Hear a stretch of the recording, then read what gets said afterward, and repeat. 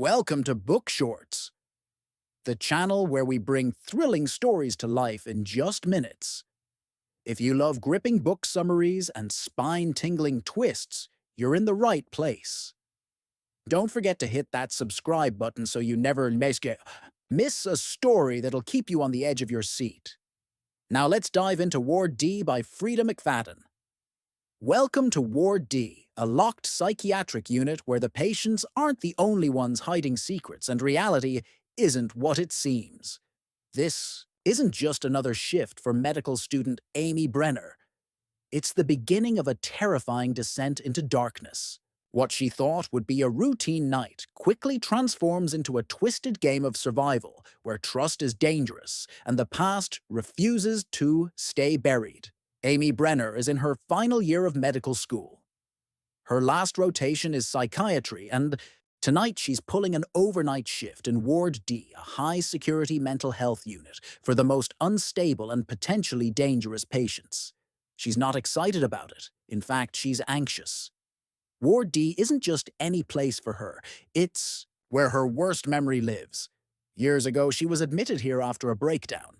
It's a period she's tried hard to forget, but now she's forced to return, not as a patient, but as a doctor in training. From the moment Amy enters the hospital, the air feels thick with unease. The halls are dim, the locks on the doors are loud and deliberate, and the staff is distant, almost cold. She's paired with Dr. Taggart, a no-nonsense attending psychiatrist who seems more interested in protocol than people. The patients range from deeply depressed to violently psychotic. Among them are names and faces Amy swears she recognizes, and a disturbing feeling that she's being watched. Her anxiety begins to build, but she brushes it off as nerves. After all, it's just one night, right? But soon, strange things start happening. A patient goes missing. A bloodied scalpel appears in a bathroom. An emergency door that should have been locked swings open with no explanation. Amy begins to question her sanity. Is she imagining things? Or is someone playing games with her? Then one of the nurses finds a chilling message scrawled on the wall in blood-red letters. She doesn't belong here. Amy starts to spiral.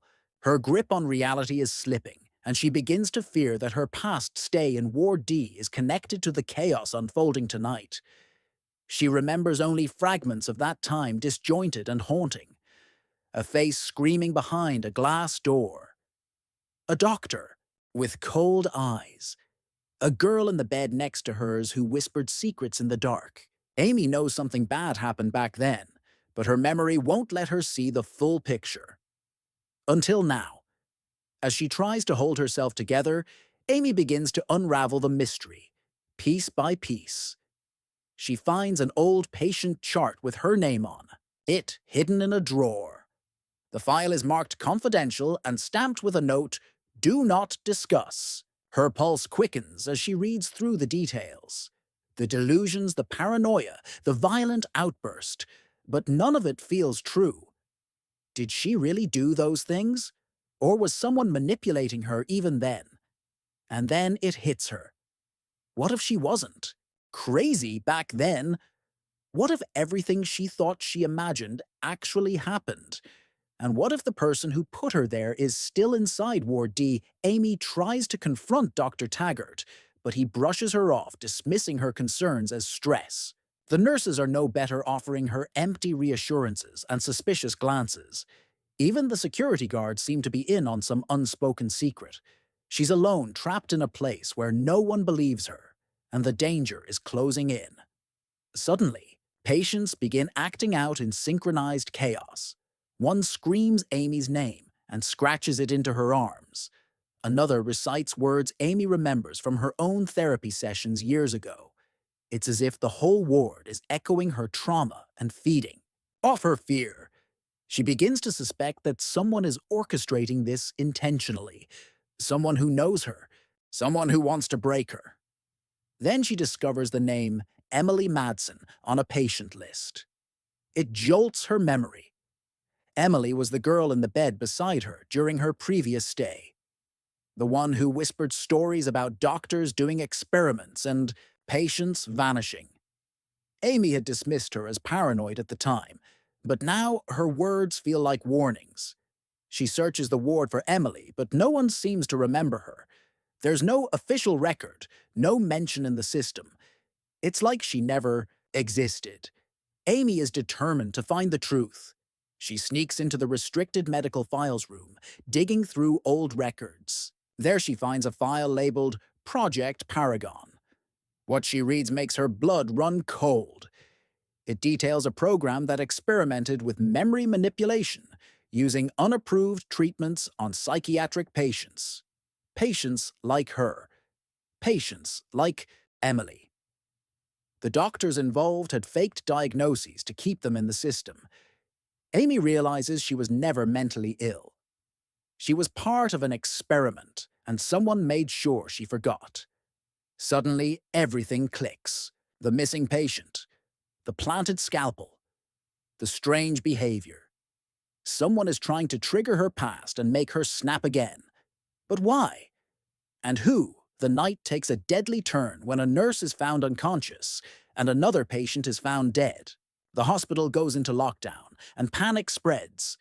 Amy knows she has to escape, but before she can, someone grabs her from behind and whispers, "You weren't supposed to come back."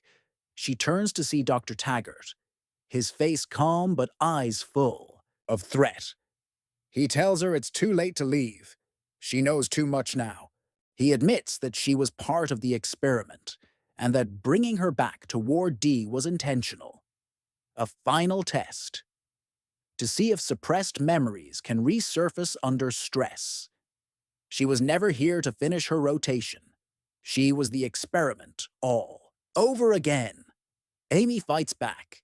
She uses the chaos in the ward to escape the doctor's grasp.